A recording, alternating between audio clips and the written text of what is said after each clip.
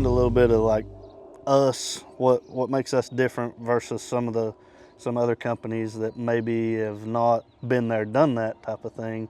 I guess if somebody were going to start a company now, kind of what's some advice on that side that you would give to them as some of the things they need to know ahead of time? It's a little harder to do that now where you're wanting to try to start a company where you're not the one actually out there doing the work. You know, you've got to have that little bit of knowledge and know-how and cut this stuff off at the pass before, you know, it turns into a problem. A lot of people can put a roof on, and a lot of people probably put a roof on right, but the valley detail that we use, install the pipe boots that we like for them to do, the ice and water shields put in a certain place, the flashing for the Velux skylights, that's a big thing that we seen a lot of that's not done like it should be done. Right. Everything we get comes with an instruction manual. If you take the time to sit there and read that thing, it's going to show you exactly how to do it, but how many of them get read? Right. You know? Well, it's even printed on the bundles of shingles that we get. Right. I mean, the valley details, there's a picture of it on there. I mean,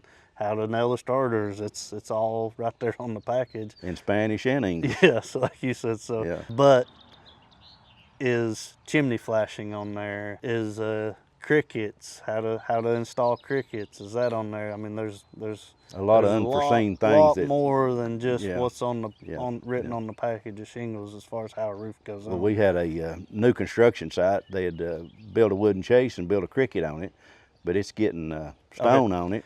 Stop you right there. Okay. So what's a cricket?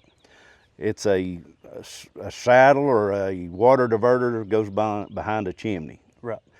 Pretty much a typical 24-inch, 30-inch chimney has to have a cricket by code. Is it always a chimney?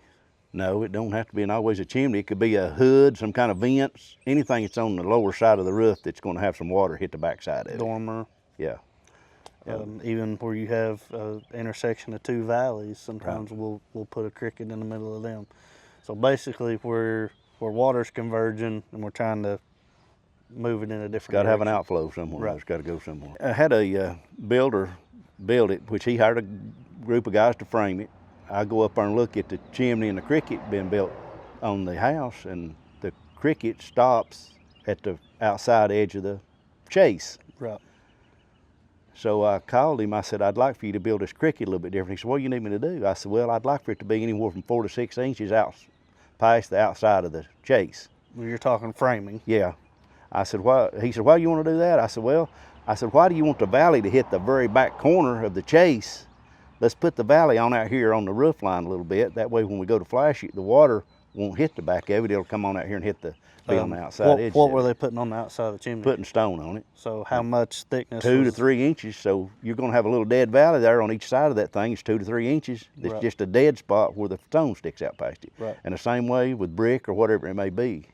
And I know a lot of times in the areas we're working where we got trees and things like that, It's going to pile up and gather up behind it. we see that a lot as far as debris that's catching in little areas like that, and where they don't run them valleys out far enough, and you got the edge of that stone sticking out, and it starts catching leaves and sticks and things, and it's not able to self-clean, and then they get a leak just from that.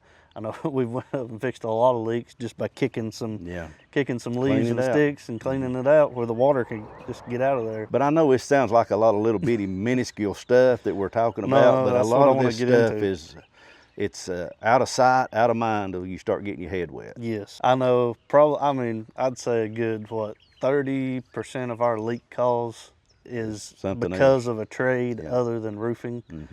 Whether it's masonry from a masonry chimney, whether it's siding from some wood siding that maybe they didn't put flashing behind the butt joints in the Cedar siding, or something maybe. or it's a corner of a dormer leaking, or or a framing, like you said, maybe they didn't do a very good framing job, and there's framing nails that are backed out. So I know they always call the roofer on those. Our knowledge has to go beyond roofing a lot of times. Yeah, it better.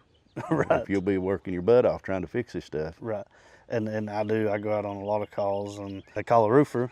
They've already had 3 or 4 roofers come out, can't figure out what the leak is, and everybody's looking at the roof, And but when I'm They don't look past it. exactly, so when we're going out, I know a lot of times we're looking at the chimneys, at the siding, and a lot of other components that tie into that roof to see if we can figure out where that leak's coming from. I had one where I done a standing seam roof on a back porch, and the guy called and said it's leaking. So I got and looked at it, and that siding job, it needed some help. And I told him, I said, I think we may need to look at the siding.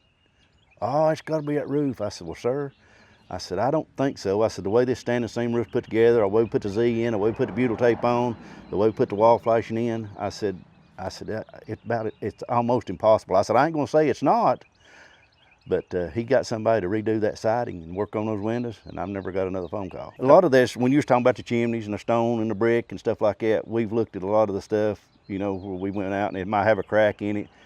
If you see anything that's got green moss or that type of stuff growing on it, you can already tell it's getting water in it. That moss is not going to live on that chimney if it does not get some kind of absorption from that water. It's not going to stay alive. Right. And you know, you've seen it a lot with me. We go out on these things. If you see a big old green gob of moss on there, and you can go up there and scratch that mortar mix out, they don't think about those things being porous. Yes. When it rains 3 days sideways and they're calling and say, well, I got a leak. When did it start leaking? Well, it just started leaking 3 hours ago. It's soaking into something. If it's a roof leak and it's got a hole in the flashing or the shingles, it's going to get in there pretty quick. It don't have to rain for 3 days for it to leak like that. Yes. Thank you all for watching our video. We're going to try and do some more videos like this in the future where we're connect with our customers, talk about our jobs, how we like to do things here at Bryan King Roofing. So keep an eye on our Facebook and our YouTube channel, and we'll be posting more stuff in the future.